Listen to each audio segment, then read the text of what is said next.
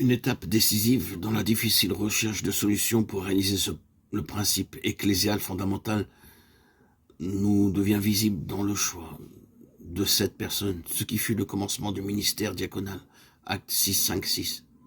Dans l'Église des origines, en effet, s'était créée dans la distribution quotidienne aux veuves une disparité entre le groupe de langue hébraïque et celui de langue grecque.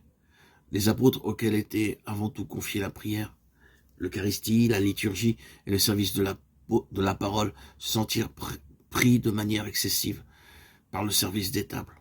Ils décident donc de se réserver le ministère principal et de créer pour l'autre tâche tout aussi nécessaire dans l'Église un groupe de 7 personnes. Cependant même, ce groupe ne devait pas accomplir un service simplement technique de distribution, ce devait être des hommes remplis d'Esprit Saint et de sagesse, acte 6, 1, 6. Cela signifie que le service social qu'ils devaient effectuer était tout à fait concret, mais en même temps c'était aussi sans aucun doute un service spirituel. C'était donc pour eux un véritable ministère spirituel, qui réalisait une tâche essentielle de l'Église, celle de l'amour, bien ordonné du prochain. Avec la formation de ce groupe des 7, la diaconia, le service de l'amour du prochain, exercé d'une manière communautaire et ordonnée, était désormais instauré dans la structure fondamentale de l'Église elle-même. Les années passant avec l'expansion progressive de l'Église, l'exercice de la charité s'est affirmé comme l'un de ses secteurs essentiels avec l'administration des sacrements et l'annonce de la parole.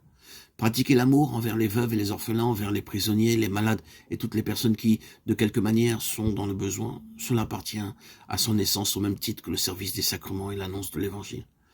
L'Église ne peut pas négliger le service de la charité, de même qu'elle ne peut négliger les sacrements ni la parole.